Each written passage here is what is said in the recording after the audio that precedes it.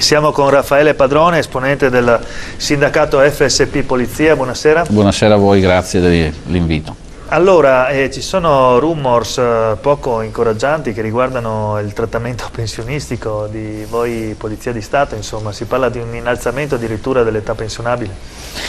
Sì, purtroppo c'è un emendamento numero 189.02 del bilancio del 2022, con cui prima firmataria è una senatrice del Partito Democratico, Simona Malpezzi, che ha proposto chiaramente al nostro Ministro e alla pubblica amministrazione di innalzare di 2 anni, quindi di andare in pensione a 62 anni. Questo è a dir poco vergognoso, perché mi pare di parlare con la sanità, perché nel momento di Covid non ci sono i medici, si chiedono a quelli che ci sono di fare più ore. E qua io l'avevo già detto, quando sanità, scuola e sicurezza è il problema delle 3S, non vanno di pari passo. Purtroppo è una cosa molto grave, perché invece di arruolare persone, tirare fuori soldi per dare la possibilità a chi deve fare e indire nuovi concorsi, si prende il personale anziano da 60 a 62 anni.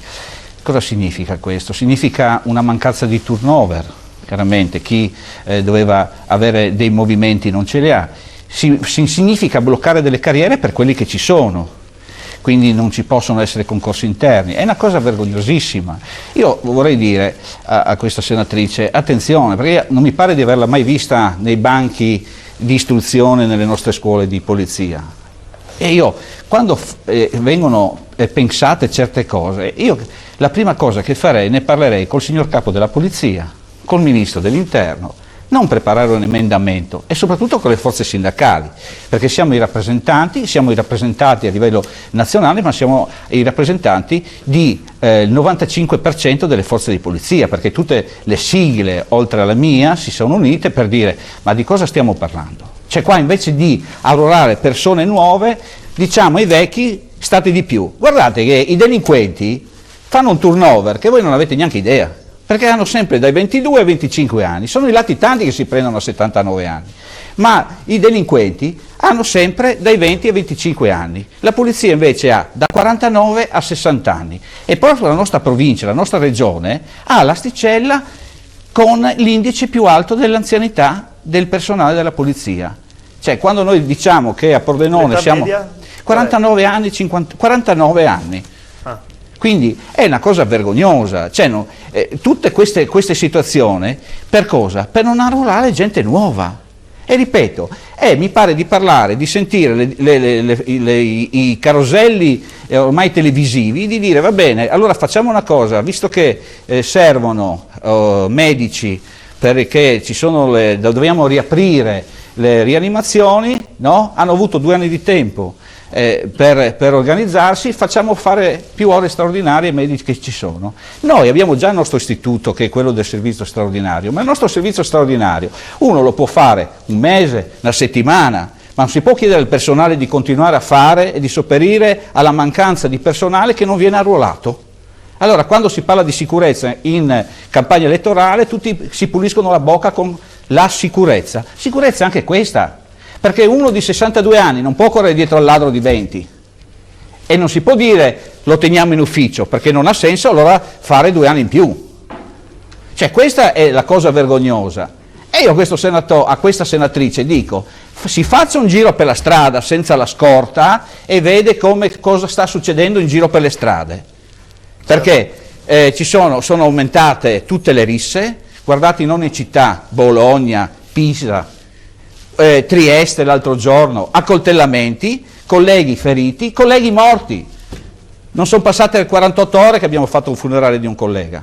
Quindi io a queste persone dico: prima di scrivere certe cose, consultatevi con questa persona è di Milano, avrà qualche amico poliziotto, si consulta e si pensa a cosa fare, non a dire: ma chi vuole può rimanere, perché poi il gioco è quello di dire: beh, chi vuole può fare la domanda e rimanere. Questo è l'inganno. Ha capito? Allora, è una cosa vergognosa, perché, ripeto, invece di portare gente nuova all'interno delle nostre forze di polizia, perché guardate, sono le più vecchie d'Italia, cioè le più vecchie d'Europa, scusate, la polizia italiana, ma così anche l'Arma dei Carabinieri e la Guardia di Finanza, uguale, che sono costrette a chiudere i loro uffici alle 20 perché non hanno personale. Però il personale che ha 62 anni può stare a fare la notte.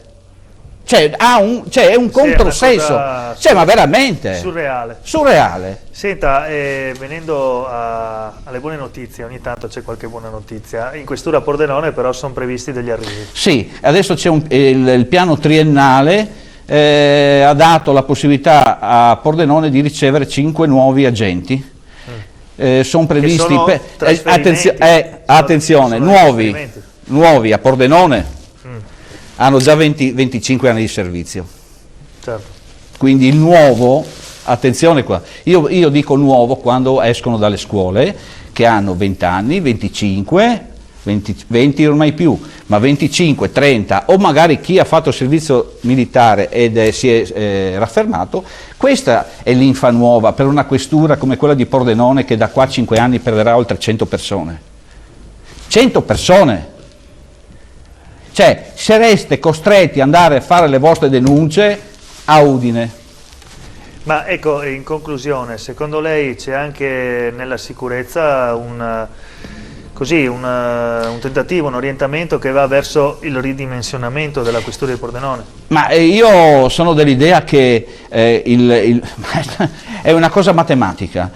Questa è una problematica che nel 2023 avrà un default, proprio detto nelle riunioni col signor Capo della Polizia, avrà un default di un numero di pensionamenti, perché voi dovete pensare che siamo fermi agli ornamenti dell'89-90. Ha capito qual è il problema? Adesso la gente che è entrata a 28 anni nel 90, fate i conti quanti anni ha, e con 40 anni, 35 di contributi si va in pensione, perché si arriva al limite di 60 anni, non perché ti regalano niente, perché a 60 anni ti cacciano, senza addirittura fare la domanda, basta avere lo SPID. Ecco. Quindi questa è la gravità del fatto che noi abbiamo scritto chiaramente al Ministro, abbiamo scritto al Ministro Brunetta e al signor Capo della Polizia per avere un incontro prima che questo emendamento venga definito. Speriamo, ci tenga aggiornati. Grazie a voi. Raffaele Padrone. Incidenti sul lavoro, crescono le morti in Veneto tra gennaio e ottobre, 89 persone hanno perso la vita.